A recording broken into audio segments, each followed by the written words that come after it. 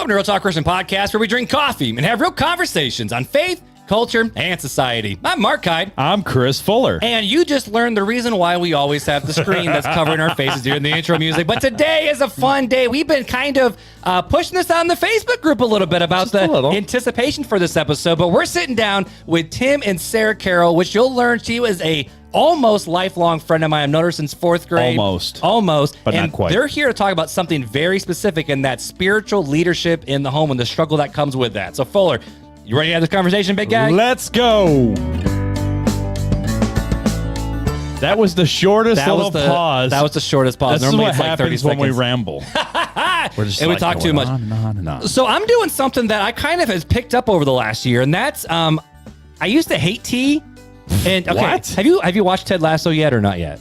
Who? Ted Lasso. No. From some people might be really offended that I just said Ted Lasso, but that's okay. Boomer. But I love Ted Lasso, and so anytime he drinks like bubbly water, he's not ready for it. He spews it everywhere, and he also makes fun of tea, where it's like it's bubbly water? It's a sad excuse for like fart flavored water, basically. He makes fun of delicious. tea. He goes, I don't know why you do that crap. Coffee's good enough as it is. Like he's from Kansas, I think. And he drinks Folgers, doesn't he? I don't know. Probably some nasty I stuff. don't know, but either way, I started drinking tea a lot this last year, so I'm not drinking coffee because this is episode number 3, and last week I woke up dead awake at 3 a.m. and couldn't go back to sleep. So I'm not. Oh, I mean, it's black tea, so it's a low caffeine. Well, I'm drinking. I just finished the bubbly, so now I'm just doing the old flavored.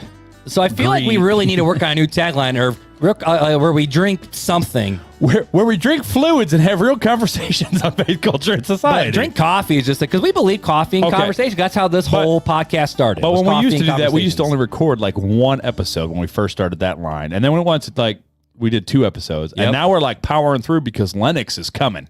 Well, hopefully by the time this episode airs, Lennox will be here. Right. And hopefully he's all fixed up. And hopefully we can go home soon. Man, you forgot to hit the record button. I'm just kidding. You suck. I did not mess this one up. It seems like every time we do an interview, there's some sort of screw up. Like I forget people's names. I forgot how to record. Right. Something has broken on our end with just video or whatever it is. I totally and expect something to go. It's like a wedding. You just expect something to go wrong. Because if you don't and something goes wrong, then you're going to be very disappointed and feel like it's ruined. But if you expect it to go wrong. I had a really bad joke. But I probably should save that one because it's not appropriate. Okay, just pause. Sometimes the marriage can go wrong. You got to have a second. Well, but here's the thing, right? Love you, Beth. It all comes back to, did you shove cake in the face? Because Janelle says that marriages that shove cake in each other's face have a higher percentage of being divorced. Really? She's read some thing on Pew Research that I don't know, but my life is already a statistic, so I guess it is what it is. but with Beth, I was nice. But Terrible. Beth actually, fun fact, you were nice. Hates cake. I had to beg for a wedding cake. Janelle does not like cake either. This is why they're friends. And they love sister wives, which we talked about a couple weeks ago. We did. We finally covered the polygamy conversation that Janelle and they both have been asking. But Janelle specifically, since we started the podcast, the very beginning. That was like the very first topic. I said, hey, what should we talk about? She's like, polygamy. And I'm like, no. And the fact that we are 186 plus bonus episodes in, and we're still Probably kicking out close content to, is freaking wild. I thought it was getting tougher, and now I'm on like a writing stretch, but I'm sure writer's block is right around the corner. Probably. So here's what you guys can do. So we've been growing the Facebook community like crazy over the last handful of months, and we want to make sure we can have some literally episodes based off of your questions and conversations. Literally. Listen here. But here's the deal. This conversation came specifically from a question that someone said, hey, I would love for you guys to talk about this specific topic, and that's why we're here for this interview. But before we get into the actual interview, we have a review to read. Dude, we're under 5 minutes. Slow down.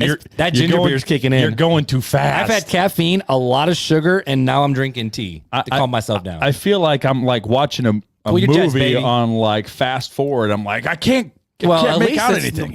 People who listen to us at 1.2 or 1.5 or 2.0 speed, y'all I don't literally know how they can understand us. Your brain's going to break. It's going to spin off your head and go, pew, and it's just going to be like that. Probably. All right, so I will read the review that we have today. Oh, what review do we have today? Oh, we're getting closer. Start September 26th. We need more reviews, guys. We're starting to run a little low, so you guys got to reach out on Apple Podcasts, start doing some reviews. Anyways, so Pearl of, what did we decide this Pearl of what? Latutium. We're going to go with that. Enjoying the real talk. Hey, I started listening to you guys at the end of August, and so far, well, it's been great. No, pause. What's this voice? It's the action voice. Okay, go ahead. And educational on certain topics. I wish I could. Well, I'm not going to get this full service. I wish Tim I and could. Sarah might leave the chat before they even get onto this conversation, man. At that rate, I could go back into the Scrooge voice. How's that? I wish I could drink more coffee while listening to you guys. Why do people say I'm the one who has to be held back? I don't know. On a good day, I have questions. 3 to 4 cups. I had pre-workout before this, so I'm like full of caffeine. But unfortunately, I can't. I can't be. But unfortunately, I can't because I'm either driving or working. Anyway, I've shared to a few already, and that's a story to tell for another time. Oh, tell us in the Facebook chat. Like mentioned above, enjoying the content. Please keep it up. Oh, I'm trying to catch up. Only on episode 53. Greetings from the Golden State. Oh, California. Well, they put A at the end. What are they? That's probably their initial. Like instead of saying like Amber or Ashley or Adam or Aaron, they're just like A. Maybe they're Canadian that moved to the Golden State, and now they're just saying A. But they didn't spell it A. Like you be quiet. PH or Don't whatever. bring facts into the conversation. But either way, thanks for that review. You know what's cool? I mean, there's been a lot of conversation in the Facebook group where they're like, yeah, I just started, but I'm starting from the beginning, so I don't know what's going on in the newer episodes. Let me challenge you with this, all right? On Thursdays, you listen to the new episodes. Friday, Saturday, Sunday, Monday, Tuesday, Wednesday, Thursday, you listen to the old episodes. No, not just listen. You binge. You binge the old episodes. Binge it like it's popcorn at a movie theater. Binge it like you're Netflix and chilling. I don't know. Binge it like it's coffee and Marc and Fuller have a whole lot of episodes to record. But either way, thank you so much for that review. We want to send you a mini swag bag in the mail for leaving that review. So make sure you email us, text us, your name, address, all that kind of fun stuff, and we will get that mini swag bag in the mail. And before we get going, we still have a lot of Bibles that we can still ship out. So if you are in need of a Bible or you know someone who could really use a Bible, we got plenty of ship out. Just hit us up any way that you can. Let us know where we can send it inside of the United States, because if we ship it outside the United States, it gets really pricey. It's basically a car payment. So we want to make sure it stays inside of the US of A. And if it's not if it's outside the USA, we'll figure something out. I don't know. We'll figure something out. I can usually figure out. We'll figure something out. But either way, we want to make sure we don't stall and take all the time. We want to make sure we literally give Tim and Sarah as much time as they possibly can to talk, because Tim is a chatterbug. Well, and we know Marc's probably going to, take us off the rabbit trail a few times. No, this is what happens when you slap two childhood friends together. You can just put mute on me and you and let them roll. And just let them roll? That sounds good. Should we drag him in? Real Talk Christian Podcast with Tim and Sarah Carroll. And just screw Marc and just mute us, and we'll see you guys at. All right, well, let's bring him in. Let's bring him in. All right, hang on. Wait. There we are. Hey, there we go. There's Marc. There. Wait, but they're on the screen there, but the camera's way over there. We're looking at the camera. Whoever designed this text. Thank you, Tim. Look, we'll just do this. Everybody look to the right. Well, okay, but whenever you watch guys do interviews, they always have like the front lens and then like that side profile lens, and that's what we should do. It's the fact that this is just the side. No, we need to do the dudes and dads where it's like the wide angle and then the angle looking up and getting the ugly angle. Yeah, but for how nice of cameras that I want to make sure we get good, like. Yeah. All right. Anyways, hi, Tim. Hi, Sarah. Which, this is the first time you've ever met Tim and Sarah. It is. It is indeed, which is how most of our interviews go. That's kind of true. That's kind of true. Bring them on and we just go. We just like talking to strangers. And sometimes you marry one of them. So that was me with Beth. If you're not on episode 39, you have fun with that. Yeah. But so Tim and Sarah, it's a pleasure to have you guys on. I know you guys are listeners, part of the RTC community. And I've mentioned this a couple times, but Sarah, you and I have been friends since literally the fourth grade. Fourth grade. Way back from the region. No one knows what that means. I'm sorry, Way Sarah. back in the 219. In Hammond. We both were from Hammond. I know, but I'm sorry that she's had to know you since fourth grade. That's okay. That's okay. It was a rough year. It was just a rough year. That was a rough year. It was a very rough year. But so Sarah and I have known each other since literally fourth grade. And since then, we have been coworkers. I've, what's the best way to say this? I kind of worked for a company that worked for you, Tim. So I kind of I worked for you, I guess, technically too. You're like my boss, but not really my boss, but kind of, I don't know. I helped the business out a little bit. I made your socials not sucky. That's basically what I did. But since then, we've had a lot of different conversations, and now I know Sarah. Technically, are you on staff at Journey Church right now? Yes, okay. I'm the kids director. The kids director. Okay. And then Tim, do you own the business, or what's the background info with that? No, my father owns the business. He had some health issues about 4 years ago. So he called me up and said, hey, I think it's time for you to work for me, and slowly kind of take over the company at some point, and that's where we've been ever since. Awesome. And you guys are out of Houston, Texas. Am I allowed to say where you're from? It's too late. My bad. My bad. You're terrible, I screwed man. this whole one up, man. It's just fun because it's like I want to have a friend conversation. Don't mute. You're done. All right. You just sit there for the rest of the podcast. You're in podcast timeout.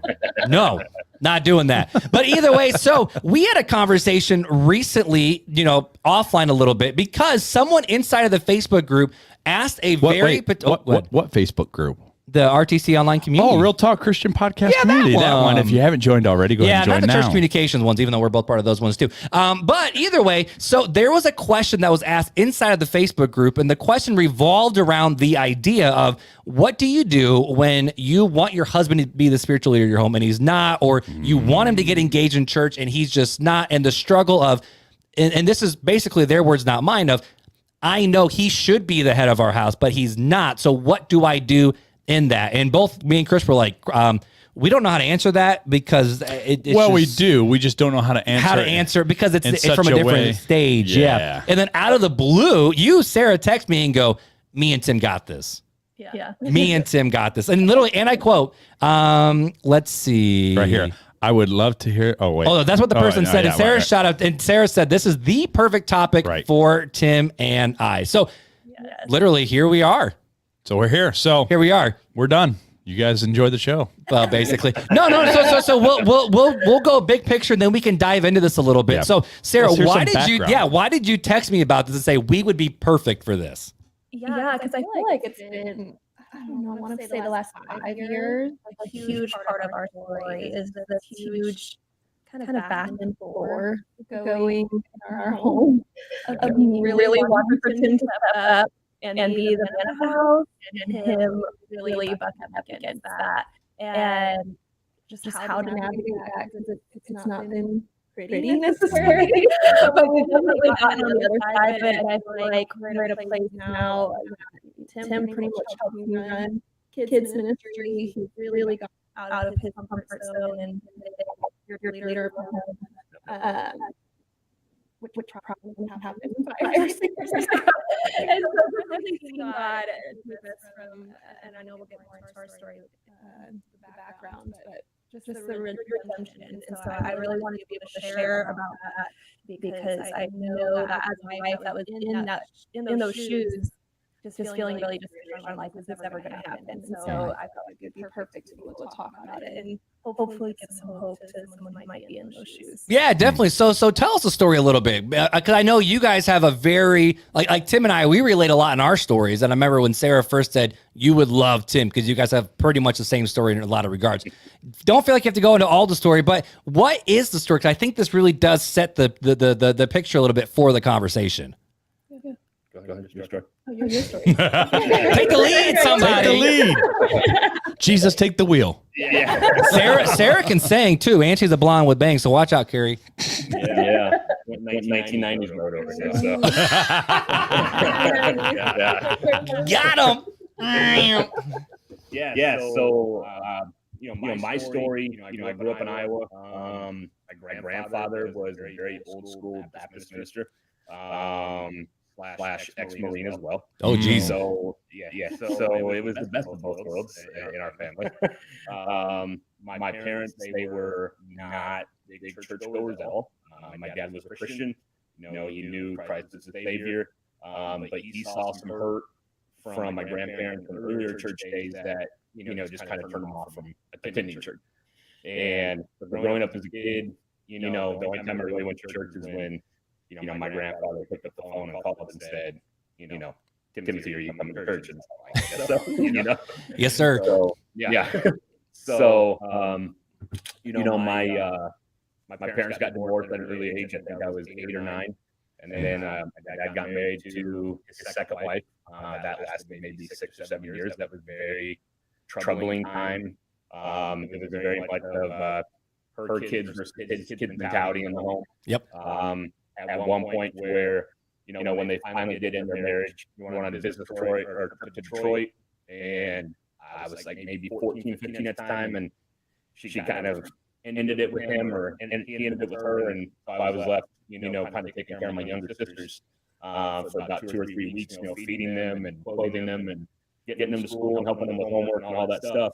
And then he got married again, and we lived in Norwalk, Iowa for about 2 years. And he's like, "Hey, I'm moving to Texas," and I was like, "Okay, well, I'm not moving no more. I'm done moving at this point."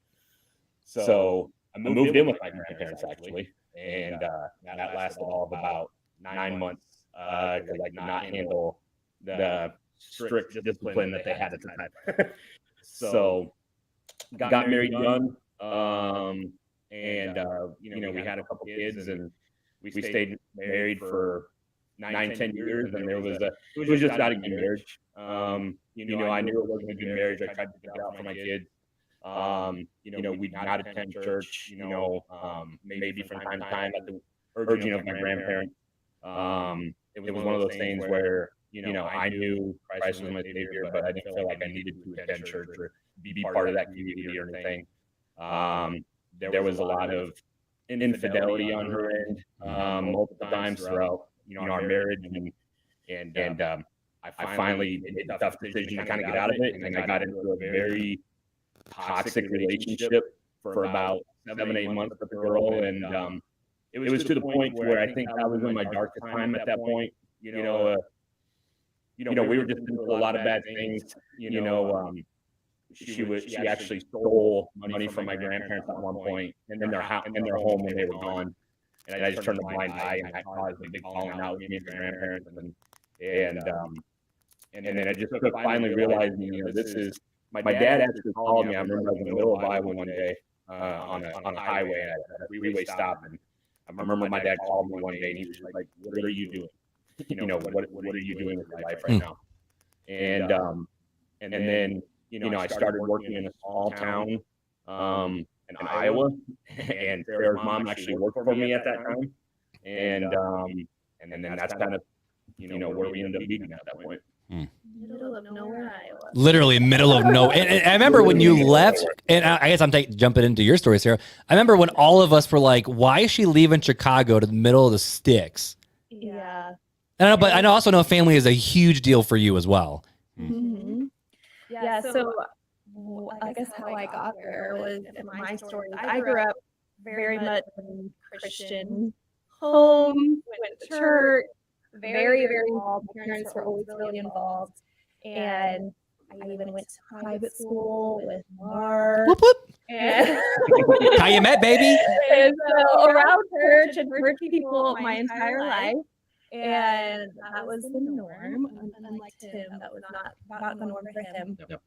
I've seen parents involved in church. And I guess being a Christian for me also meant being involved in church. And then hit high school, my dad started having a lot of really bad health problems, and some medication that I got on really started making him just mean and abusive. And it really got to this point that it was unhealthy for him to be in the home. And my mom actually asked some pastors at my church to take me in. And so I ended up living with pastors for, I want to say, 4 years. Give or take. And on the outside, I think people would think I had this almost perfect Christian life. I was super involved in a youth group, was a worship leader, was trying to start some sort of nonprofit for human trafficking, speaking at Purdue, just like doing all of these things that on the outside looking in, you would think this girl's got it together. But on the inside, I just had so much turmoil. Not really realizing until later on that it probably had to do with my parents, my biological dad, and my mom got divorced when like 2. So the dad who raised me was, I guess what I call dad. But just some abandonment issues and all this stuff, you don't learn that later until therapy. And so that's apparently, at that time I wasn't realizing that that's what was really going on in this huge turmoil of not feeling like I belonged anywhere, feeling just abandoned and hurt. And the magic number 21, you hit 21, and I just kind of lost it a little bit. I ended up working at a really fancy law firm downtown where, like, literally my best face is Millennial Park. It was like gorgeous. And I got in a really, really toxic relationship with a guy at the law firm that really just, I don't know, destroyed me. Just destroyed me. It was so toxic and kind of made me lose my mind. I ended up sleeping around a lot, partying pretty hard, and there was some stuff going on within the church that I really considered home that made me just feel like I'm not a part of this anymore. And I felt like sides were being taken, and mine was nobody was taking my side.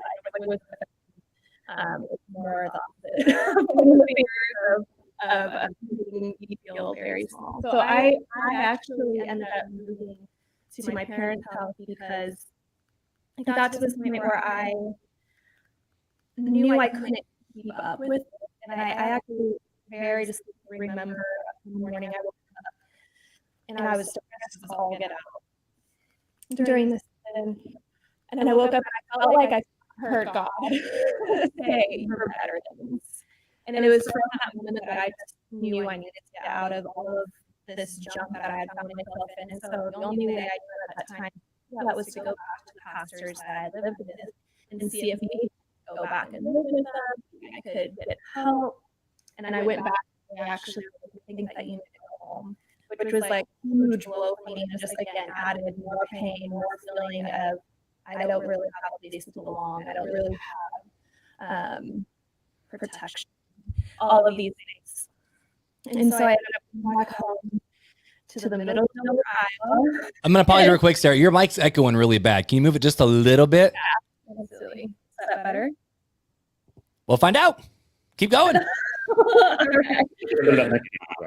I know. I'm like, maybe farther or closer. Hello. Anyways. Okay. Anyway, so moved to Iowa, middle of nowhere, Iowa, with my parents. Where was I going with that? Well, they really didn't have a lot of jobs in the middle of nowhere, Iowa. And so the only option I had was to work at a warehouse, which was I did for a good month, which was a huge just shock for me going from this law firm to this warehouse. Glitzy law firm, yeah. Yeah, a ritzy law firm to a warehouse where they don't even have windows, you can't see outside. Mm-hmm.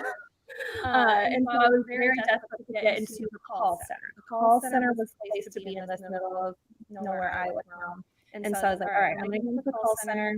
And I actually interviewed with Tim. Yep. And the love story begins. There you go.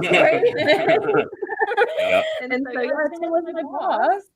But I was typically a temp. So I feel like it was a little bit of like... He was only you're trying to make yourself feel better, Sarah. Your temp boss. We'll keep the jokes aside. So with you guys dating and then trying to eventually, I mean, now you guys have a beautiful marriage, beautiful family, beautiful kids. I love keeping up with it. You guys are both, from what I'm hearing, you both are bringing your own past baggage into relationship. For you, Tim, you see a man who, if I'm too harsh, that's okay. But the fact of your grandfather was a pastor and a Marine, and this is the way it's supposed to be, and that's it. And if you're like, if that's what it's supposed to be, I don't want to necessarily be that because it's not okay. But then you're also dealing with hurt from your past and betrayal and all those emotions you're dealing with. And then you too, also, Sarah, where it's like, this is the way it should be. I know it's supposed to be this way. I've seen it before with my parents, and I've loved your parents to death. And then all of a sudden, you're both in this awkward spot where it's like, we both have gotten into crap that we know we shouldn't be into. It's screwing us up. We got to recalibrate. We got to refocus. And then all of a sudden you guys meet, you guys date for a bit, and you guys get married. So I'm going to fast forward to that part when you guys are now married. And then was there struggles when you guys first got married, or was it literally just like rainbows and unicorns and butterflies 24/7? There were struggles. I mean, I think we both had a lot of insecurities. I definitely had a lot of insecurities just due to my past marriage, past relationship, to where, honestly, we didn't really unpack that baggage until just the past year and a half. Oh, wow. It was just, I was not somebody that, I had a very bad view of counseling in general, or marriage counseling. Sarah always viewed it as, hey, it's like an oil change. You're doing a checkup on your car and making sure we're good and healthy. Talk through some stuff that may be bugging us, to where when I went through my divorce, the marriage counseling was a mandatory stipulation of the divorce. And that was just a very bad experience. And to where I viewed it as, I do not want to go back through that. You know, I tried everything in my power to prevent it. To where the insecurities just overtaking us both, to where it was, okay, you know what, maybe it is better for us to talk through this at this point. And so for you guys coming out of that, what was your view then?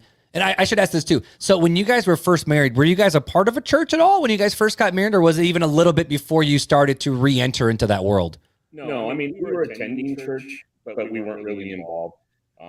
We were trying to find the right church for us, but it seemed like every church that we visited, there was something wrong with it in our mind. You know, whether the worship was late. We went to one church and the worship literally drug on for over an hour, and we were like, "Yeah, this isn't for us." You know, that's that Pentecostal worship right there.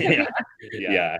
We went to another church, and we just felt very judged from the get-go because they realized that me and Sarah were just dating. I had 2 kids, and she was like, "Oh no, I'm not the mom. You know, I'm his fiance." And they're like, "Oh," and then their whole view changed of it completely. So we started attending one church regularly, pretty close to our house. You know, that Sarah knew the worship pastor from the past, but it was just one of those things that even though we were going, we just did not feel plugged in at all. So it was just one of those things where we just kind of let it be, and it was just like, you know what, maybe this isn't the right church. We'll just keep looking. So we always were just continuing to search for something. And I think looking back, I can see for me, it was just all of my church hurt that I refused to face. For the longest time, I looked at my church hurt in that season as everything was my fault because I was doing things that were completely contradictory to the Bible. So I just kind of put all of the hurt that I was feeling as, well, yeah, I deserved that, and how they were acting was valid. I didn't, I guess, allow there to be a space of understanding that their actions were also not okay. Yeah, kind of like the Scarlet, like the Scarlet Letter, where it's like you got the A, you deserve the A, so therefore, just I guess this is just the life we're gonna live. Yeah, exactly. And so I really think for the longest time, I would walk into a church and I almost assumed everybody there thought I was a word. I don't know. Not a good word. And just that day, the wayward woman, is that what is that what Proverbs say? No, wayward woman, or this man who, you know, has married before and has kids and has scandalous. Yeah, we're terrible. I know. All of these assumptions because of the hurt that I was hearing for so long. But I think it really hit hard, even though I tried because I wanted to. That was the life I wanted for so long. I didn't know how. I didn't know how to get past that wall. So, where were you at spiritually during all of this time? Yeah, that's exactly what I was about to ask too. Yep. Of dealing with these church hurts, the awkwardness, the feeling judged, the trying to figure out where you guys are supposed to be at and not feeling welcomed. It says what it sounds like to me. Where were you guys at spiritually at that point in your own personal walks? Yeah. I think for me, I had always really kept relationship with God. Even when I wasn't living for him, I still, I guess, kept open communication with him. I was always praying. I was listening to podcasts. I would try to go to different churches because God really was such a foundational part of my life. And I don't think that ever changed. I just think there was constant walls that I had to fight against. And when we got married, I knew that I wanted for us to kind of have God as the center of our relationship. I didn't know how to get there. I felt like we were so far from the goal of what our relationship needed to look like. And so for me, spiritually, I think I just started really diving into my walk with God at home. So I would always read my Bible at home, playing worship music, listening to Stephen Furtick all the time. That's what was speaking to me at the time was Stephen Furtick. He uses donkeys all the time. No, back in the day, dude, I listened to Stephen Furtick like he was going out of style back in the day, I'm just saying. You know, like there was certain things that I would just really try to keep in my life.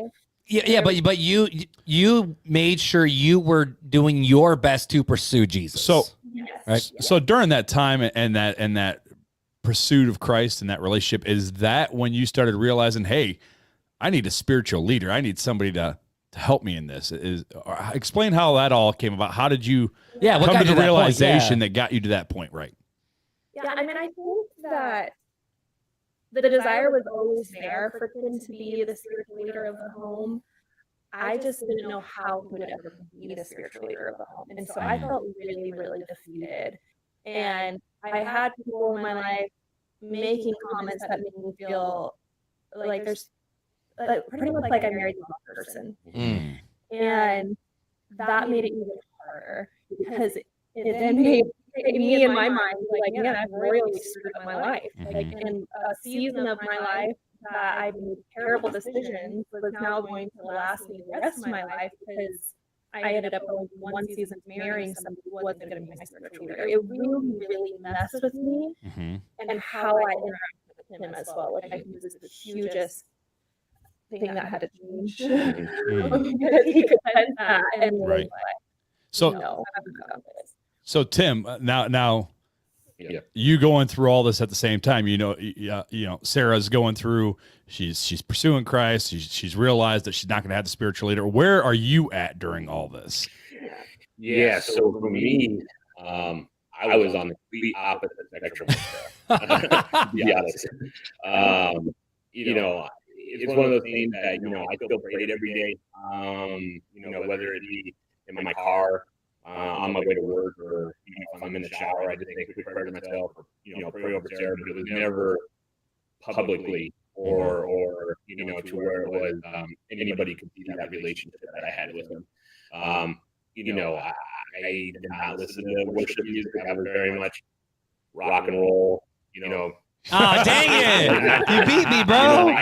I grew up with my dad and my two uncles and stuff, and I grew up on old 70s and 80s rock. AC/DC. Yes. All that stuff. My first concert ever was a Pink Floyd concert. Oh, wow. My second concert ever was Dark Side of the Moon? It was In the Flesh tour. You're aging yourself here, bro. I'm like, Sarah and I are young, man. You're the old fart in the room. I feel you, Tim. I feel you, man. That's the music I listen to. So we were on very opposite ends of the spectrum, and we had those conversations where she would tell me, I feel like you should do this and this, and then that just made me further away from that. I was like, I'm never going to be what you're expecting in that sense, because Sarah, I felt like, had a very specific cookie cutter Christian man image, and I'm like, that's not me. I can't be that. So if you don't, okay, go ahead. Conversations.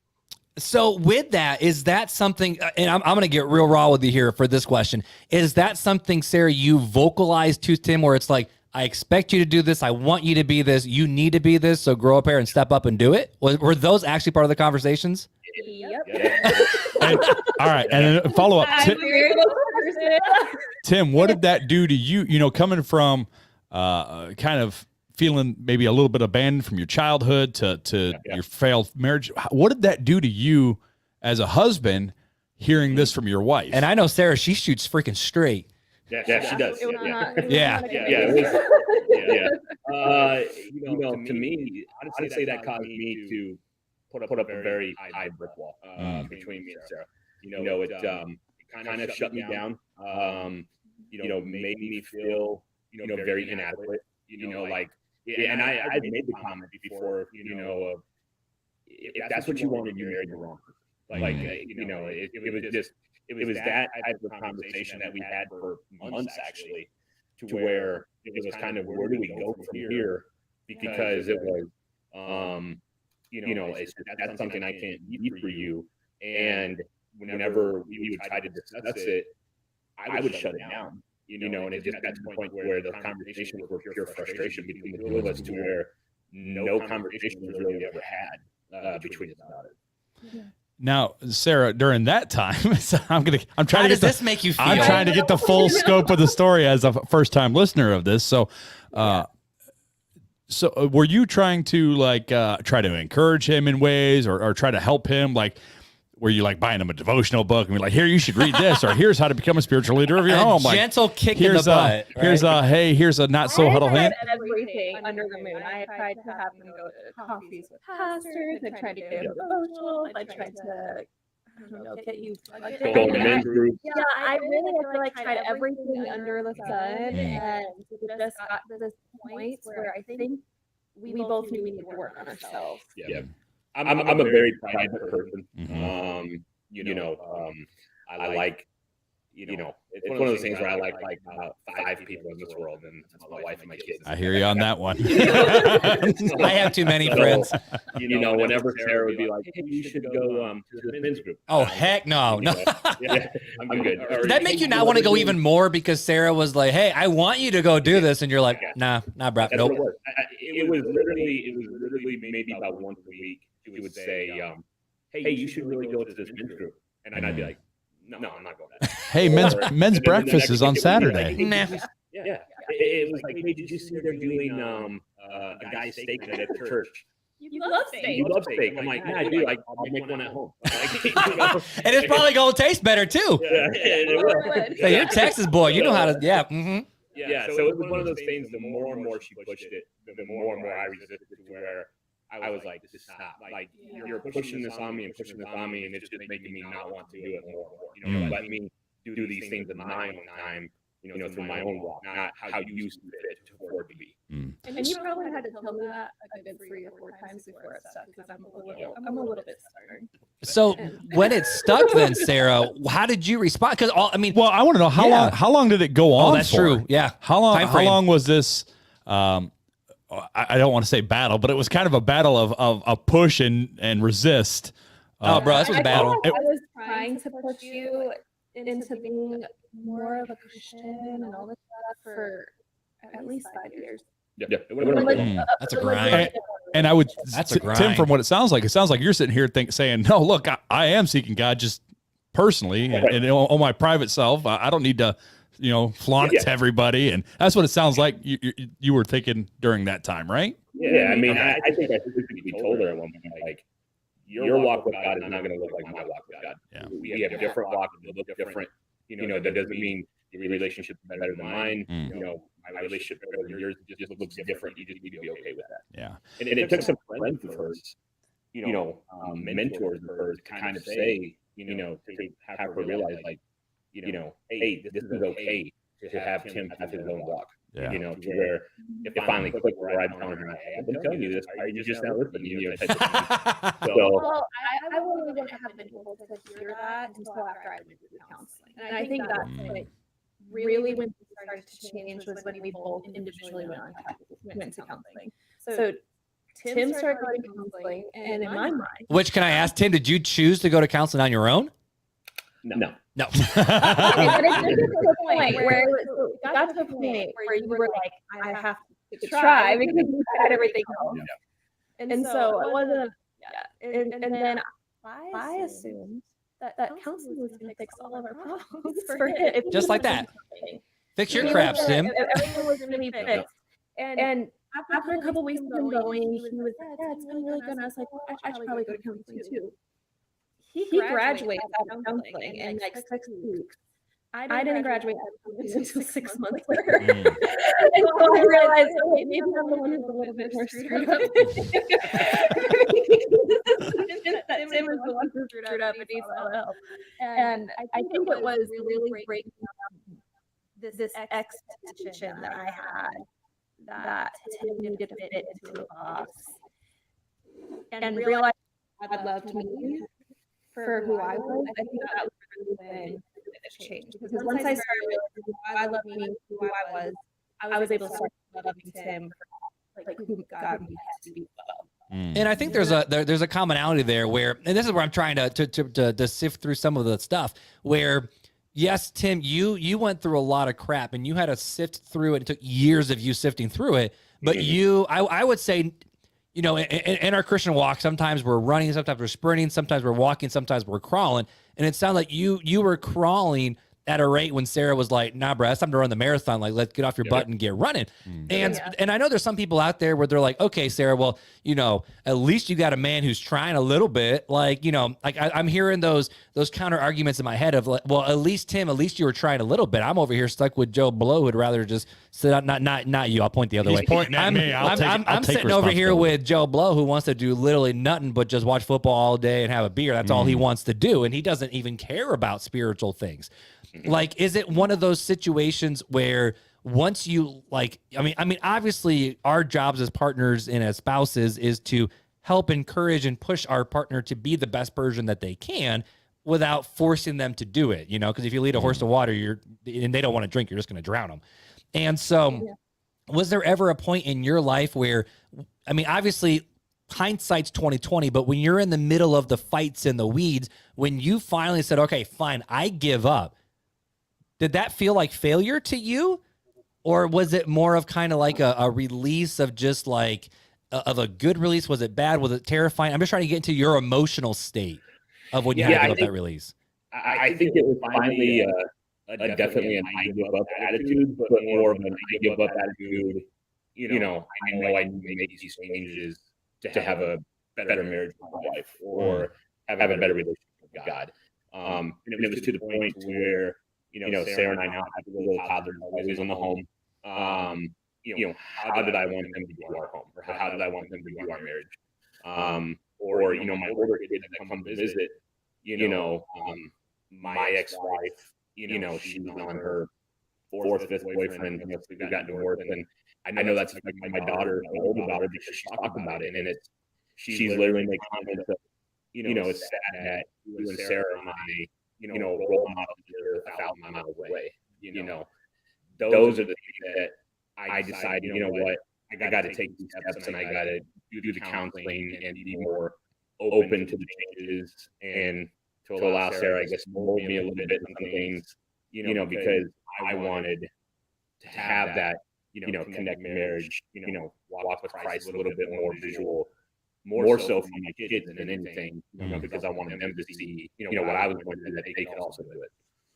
So what are some of those, you've talked about counseling and you said you wanted to pursue more, but what are some more of the practical aspects of taking the leadership role in your household? What does that look like I just think about some conversations I've had with people and they're like, well, I know I'm supposed to do this, but I don't really know how. Like, I'm doing my prayer, I'm doing my personal Bible study, but I don't know how beyond that to be more of a spiritual leader.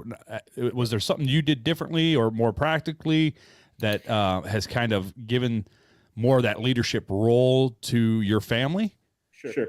I mean, I'm obviously still a work in progress. I think all men are, and we always will be because we're men. Yes, I agree. Amen. Preach it. But more so men. But honestly, what I started with, to be honest, to kind of allow myself to be a little bit more open was I started serving with Sarah in the children's ministry. I didn't want to be a teacher. I didn't want to interact with kids. I like my kids. And that's fair. And the more and more I started kind of being volunteering, I started connecting with kids more. I bought an Every Man's Daily Bible that literally is made for men that focuses on certain topics. So every day I would just pick a topic and just read it to myself. And I just took little baby steps of just doing simple little prayers at dinner that we never used to do, or I know Sarah at night. I mean, me and Sarah got into seasons where we would each pray over each other at night before we went to bed, and it's something that I would never in a million years think I would do, and it still to this day it makes me uncomfortable. But it's just you and your spouse, what's the hurt in it. There's literally no other audience but you, the spouse of God at that point. So we just started doing little things, having conversations with my children, especially my daughter. I said, hey, make sure when you go to college, please find a youth group or a church that you can plug into. I want that to be your number one priority. And just having those questions with her, hey, are you attending church? Are you getting plugged in? How are you with your friends? And just always reminding her that, that God is with her in her walk of life. So it's just little things, having those little conversations, or just doing little things, nothing drastic. to just try to bring some more spiritualness for our home. And so when that started, do you think, I mean, obviously I know you mentioned the fact of you had to make the decision of what type of home are we going to raise these kids up? What type of role models are we going to be? But would you say, and no offense to you, Sarah, I love you, but when Sarah, in her own words, got off her high horse a little bit and gave you space to literally just figure it out for yourself, do you feel like that gave you the freedom to now be where you are rather than, sitting there like Sarah, like trying to whip your butt into shape and you're like seriously go away by her giving you a space? Like, is that what kind of prompted it, I guess? Yeah, it really did. It was me just discovering the walk on my own instead of, Sarah was to the point where you need to have these godly men in your life. How about this person? Yeah, I like that person, but I don't want them to be my godly mentor. You need to have someone like this person. Okay, great. I don't want that person. Right. And so it was once she did lay off, me figuring out my own walk, then I did start, going to a Tuesday night men's prayer group. Those types of things that I didn't think I would ever do, but that I started getting more comfortable with. I mean, Sarah had to take a small sabbatical away from our church to where I actually had to try to step into more of the leadership role in her children's ministry, of helping, create the classes and lead the classes and do lessons to where I think that in itself really expanded, what I was trying to be is get more involved in the church. Now, Sarah, so we see Tim taking steps towards this spiritual leadership, and you said you had to get off your high horse. I know where you're going, which is kind of more of a submissive role. What has that journey of like, okay, I've got to step back and let him figure this out with him and God and be a little bit more of a back seat rider rather than a front seat driver in this lead to spiritual leadership? Well, I think that, how do I answer that? Sorry, it's a curveball. How did you feel emotionally, spiritually, letting the reins up? Yeah. Backseat person because I'm not a backseat person. That's like very much like, you know who I am. Yep. I'm like, no. But I think that it was more so realizing that we're partners. And then at the end of the day, I respect my husband as a spiritual leader. And so for me, I had to kind of get this idea of what did my role look like as the wife in the home and what did my husband's role look like as the husband in the home. And yes, we're partners. We are best friends. We make decisions together. But I've realized that his giftings are that of a spiritual leader in our home. He is naturally a protector at the core of who you are, and that is something that to me is what I want in a spiritual leader. I can be overly emotional. I can be a visionary. I can be very intense who wants to run 1 million miles an hour when really I can only run 10. So you kind of have to reel me back a little bit and put parameters around me and make sure that I'm safe. And that I think is very much where I've learned to respect what he brings to the table and know that that is his gifting and that is where God has just given him the anointing, I guess, that I don't have. I don't have that as a wife. I don't have that as a woman. In this dynamic, I don't know if there's other dynamics out there where the woman is more protective. I don't know. In ours, so I think it was really realizing what Tim brought to the table and respecting that and giving him space to do that and figure it out.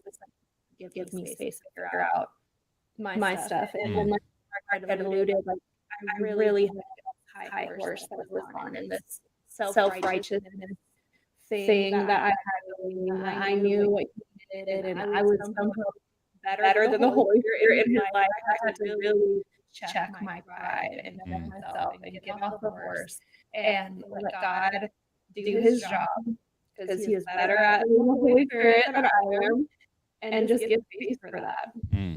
So to kind of start to, as we call it, land the plane. I still have a hidden question in my back pocket.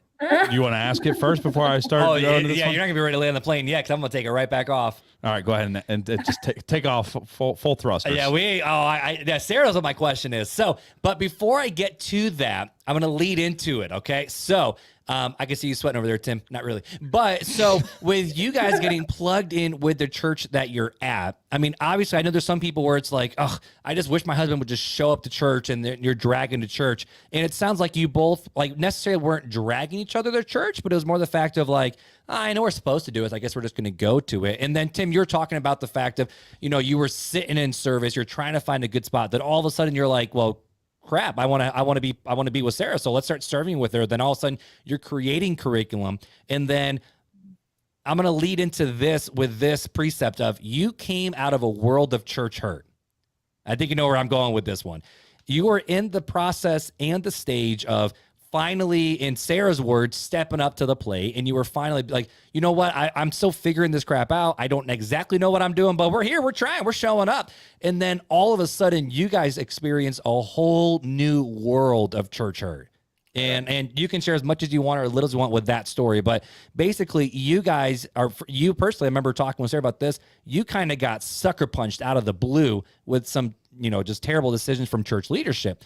How did you make it through that, knowing the church that you had, you're finally starting to step up to the plate, and then all of a sudden, out of right field, the same old story that you like literally have lived through showed up again, but you're still here having this conversation with us of still pursuing after Jesus. How do you share as much as little as you want, but how did you keep your eyes focused on the goal, going through the exact same church hurt you dealt with times like 20? Yeah. Go ahead. I think that we both got triggered in our own ways.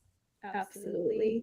The previous pastor, one of the things why he had to step down was because he was essentially hitting on a woman on staff and making highly inappropriate comments. And I remember having a conversation with him. And when we were bringing this up conversation, we were like, okay, trigger.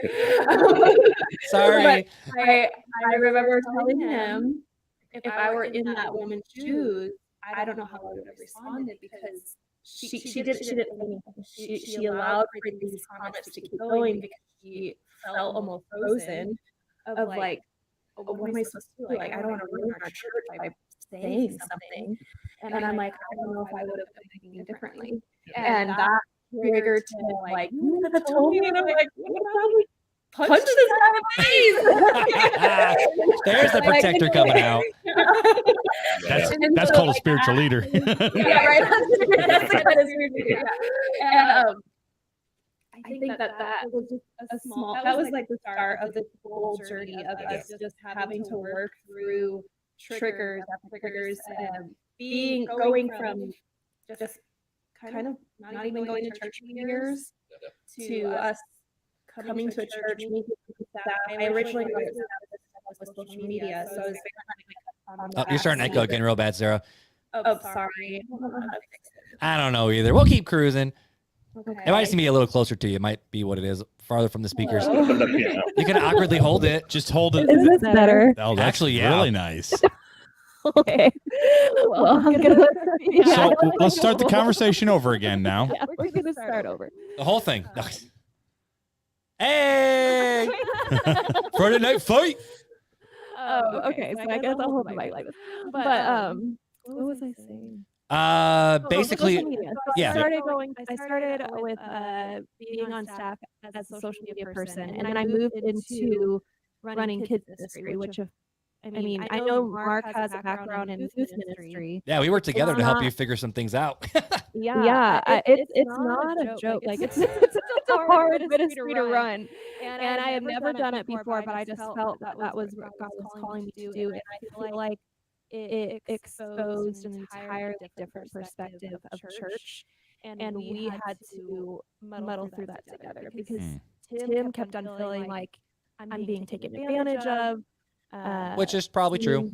Yeah, probably. But no, I feel like we've gotten to a point now where we've set some boundaries. There's been some hard conversations with our head pastor, and he's been so respectful of, hey, this is what Sarah can give, and you're not going to run her to the ground like churches typically do. And then just with volunteers, doing different volunteers and people Tim didn't even want to be in his ministry. And he is married to now the, kids pastor and serving every Saturday or Sunday. We're having Saturday services right now.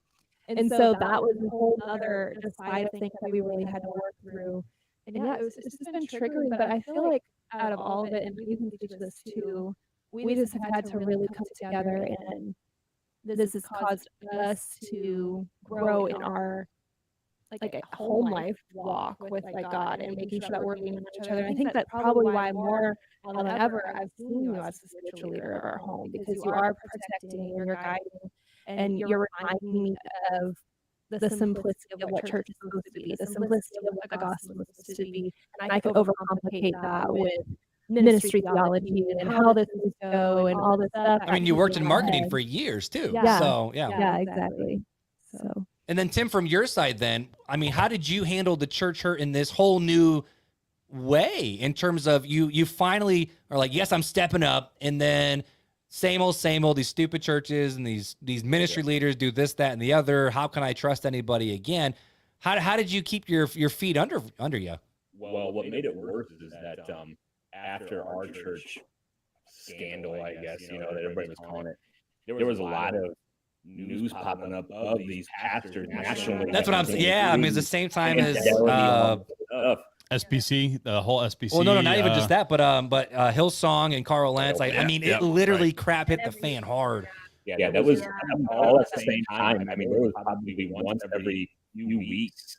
Once a week. Yeah, it was a lot. But it was, I think Sarah said it right. It was just on each other, setting the boundaries. I had coffee with our interim pastor, a few Saturdays in a row. Now he's our pastor. But look at that, Sarah. He's having coffee with the pastor on his own. Yeah. So it was just one of those things that, I told him, just like, hey, my fear for Sarah is that Sarah's going to do it as a ministry, so there's no boundary. But as her husband, I need to set that boundary, because I know Sarah is going to give everything she has to it, because that's her dream and that's her passion.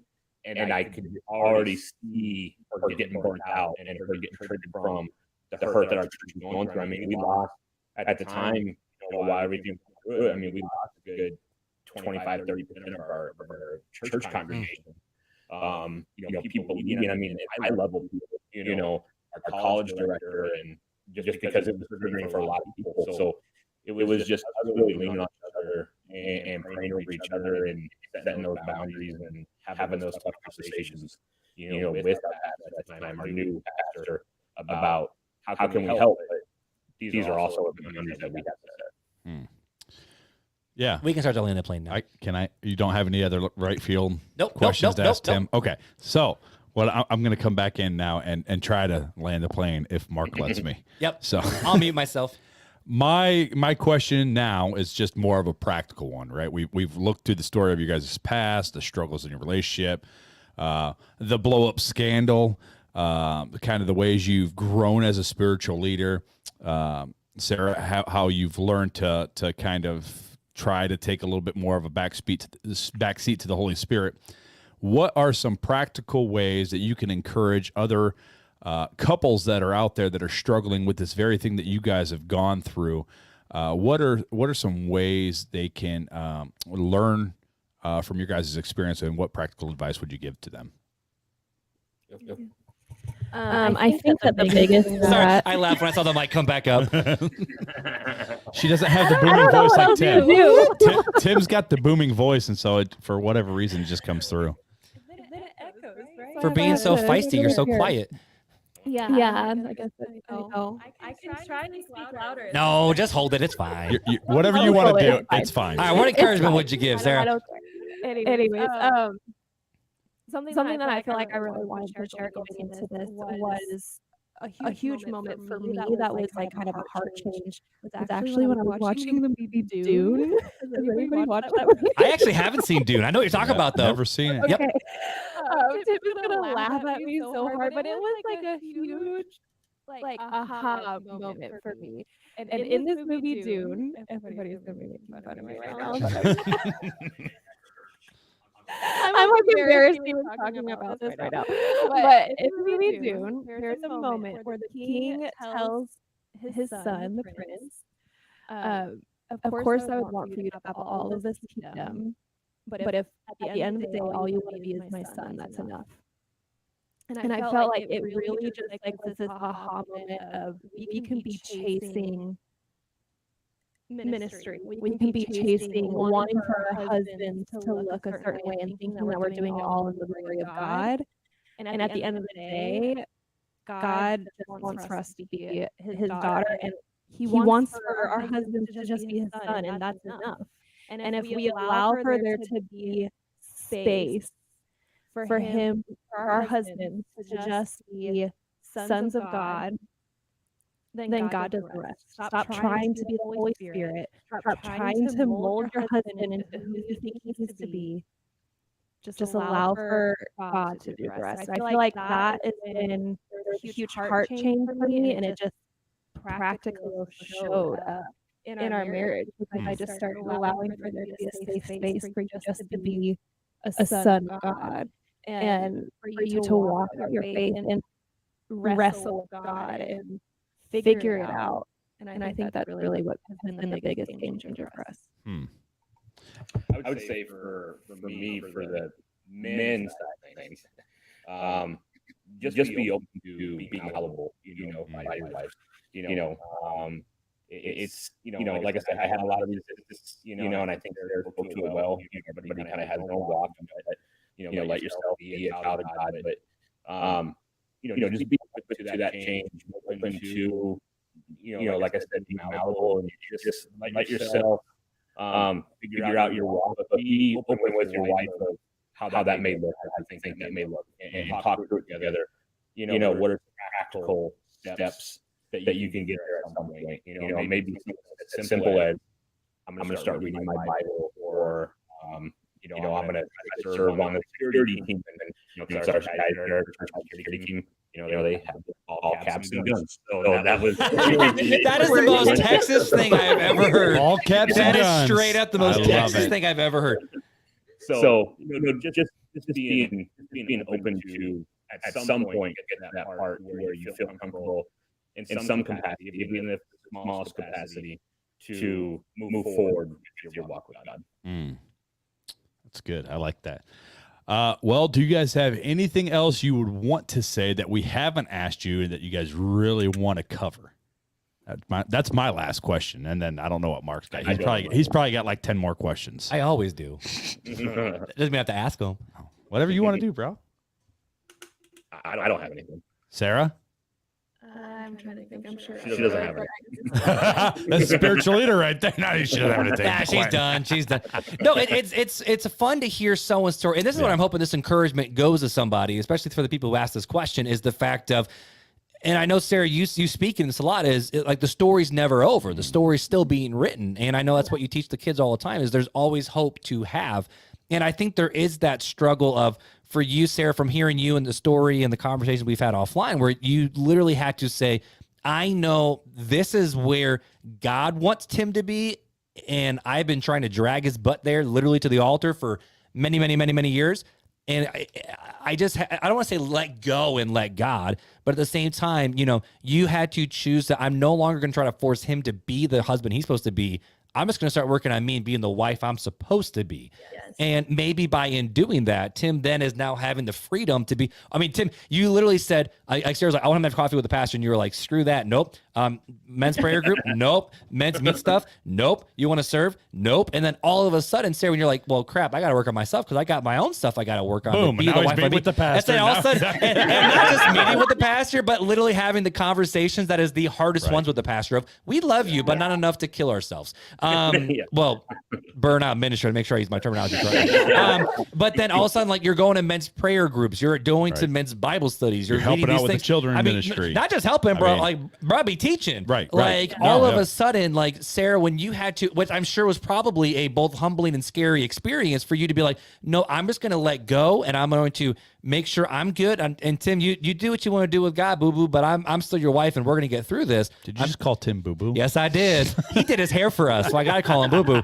But then for Tim, for your side, where's the fact of it's like, finally you have the freedom to go through this process on your own. And I think that's probably the biggest struggle with husband and wives is it's very easy for us to look at our spouse and be like, I know what you're supposed to do, so you better just go and do it. Rather than we all grieve in our own different ways. We all process in our own different ways. We all handle things our own different ways. And in fact, I was just listening to a Toby Mac a Toby Mac interview. We talked about his son Truett and how him and his wife both have had to wrestle with these things separately, but know together that, no, we're still married. We're still together. We're in this together. We're in a relationship partnership. But just because we're different doesn't mean it's bad either. Yeah. But at the same time, I know, Sarah, you never stop giving hope to Tim. And sometimes that hope is what Tim needs. And the I'm trying to think of what the Bible verse is. I don't remember what it was. But the fact of it's like the quiet, silent prayers can do these amazing works. And the Bible says, whatever you pray for in secret, I'll reward you openly. And I know, Sarah, you never, even though you let go of forcing Tim into that change, you never stop hoping and praying and leading and literally going, I know who God created you to be. You just have to realize it yourself. And then Tim finally had the space to be like, thank you. And let's get going. But you still had to make those active decisions and make those active choices to say, you know what, it's time for me to be the husband and the dad and the role model that I am supposed to be, even though it's hard, and I bet you even where you're at now in Sarah's picture perfect cookie cutter world, it probably still wouldn't fit that mold. Well, and I think it all goes back to, like we talked about on the last episode, was we talked about if we're looking at our spouse to fulfill our needs, our spouse will never fulfill our needs. And if our spouse is looking to us to fulfill our needs or their needs, we'll never fulfill their needs. The only person who can ever fulfill needs is God. And when we go, hey, God, make me the person that my spouse needs, that's when God moves, and that's when God works, and that's when God makes you the spouse that your spouse needs. And I think that's the ultimate point, like what Sarah did. Okay, I'm just going to let go and let God kind of thing and become the wife that Tim needs me to be. And in that, God is using that to help Tim become the husband he needs to be. Ooh, right? I got one more question. Oh, I got one more question. So even though you guys are in the spot where, if I'm allowed to say, from what we're hearing, it's still an everyday choice to choose to do after these things. But do you guys still struggle with, Sarah, you wanting to be like, all right, Tim, keep stepping up, and then for Tim, the struggle of like, man, this is freaking hard. Like, do you guys still wrestle with those and still have those conversations? Sorry, the plane's taking off again. I think absolutely. And I think we're going to probably continue to fight because my nature is I'm an intense person. I'm an intense, passionate, driven. Sarah's an 8. Yeah. No, I'm a 3. Sarah's an 8. And different. Don't bring that Satan stuff here.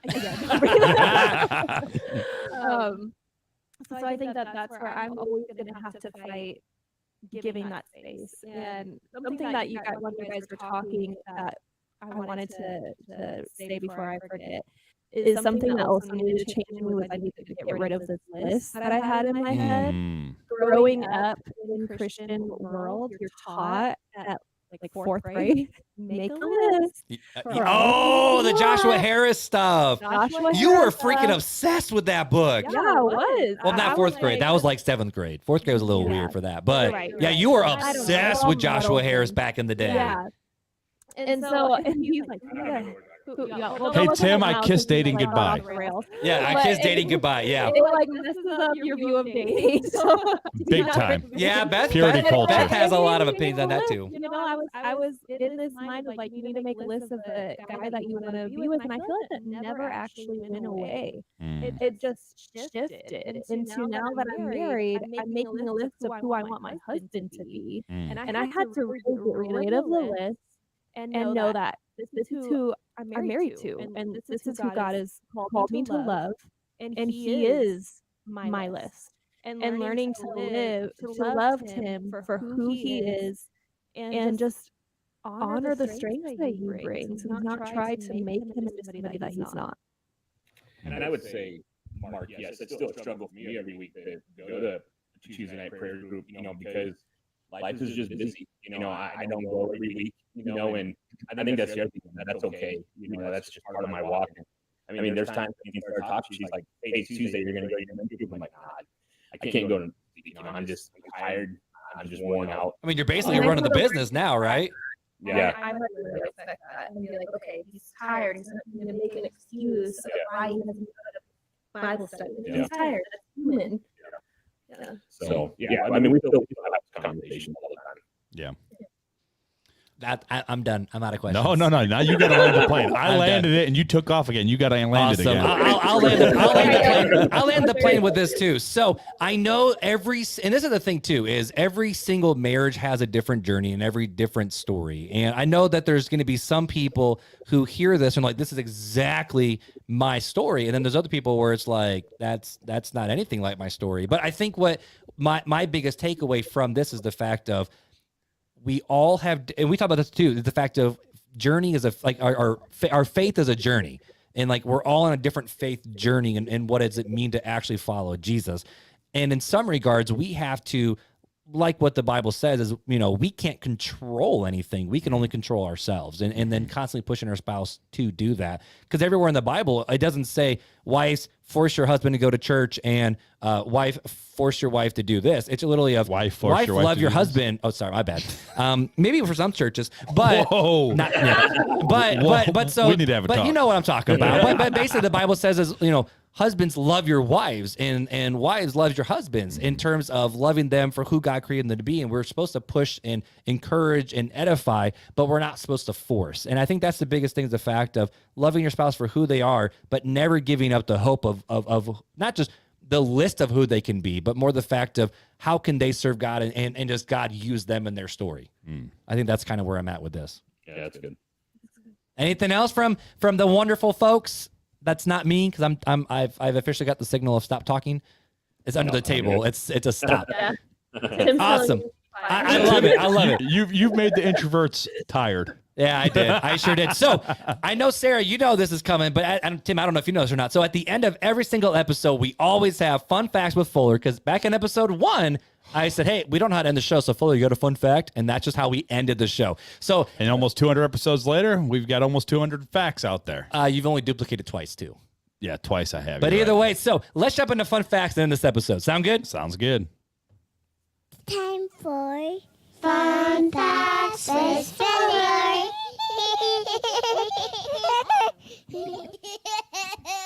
That laugh gets me every single time. Those are his kids, by the way. Yeah, so, Fuller, what's the fun fact you got for us tonight, my dude? The fun fact of the day is you can't move or touch William Shakespeare's bones. What? William Shakespeare's legacy doesn't stop at his plays and how many words he created.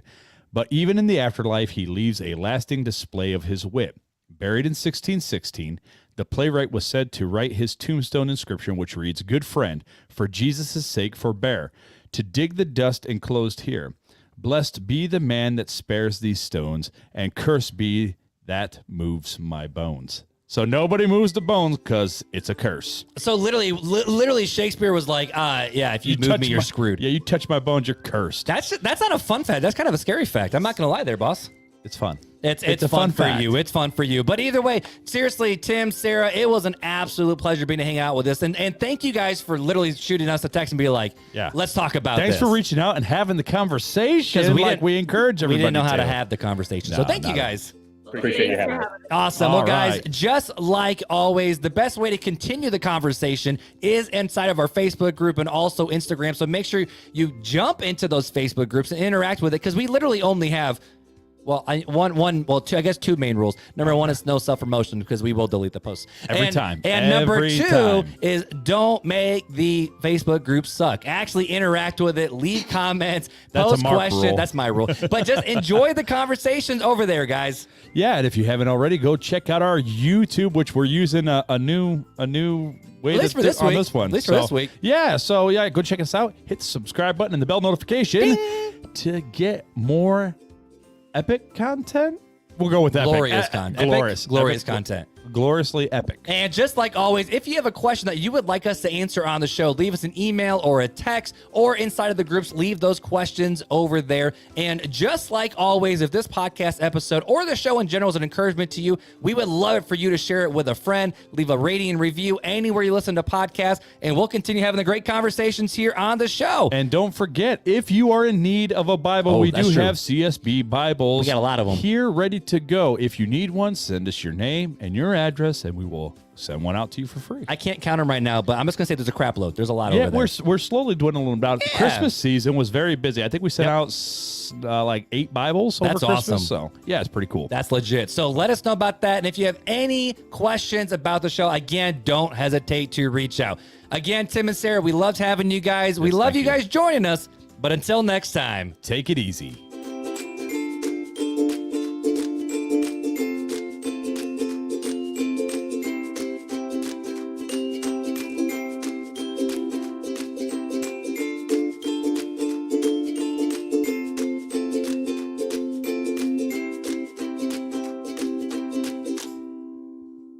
bye, guys.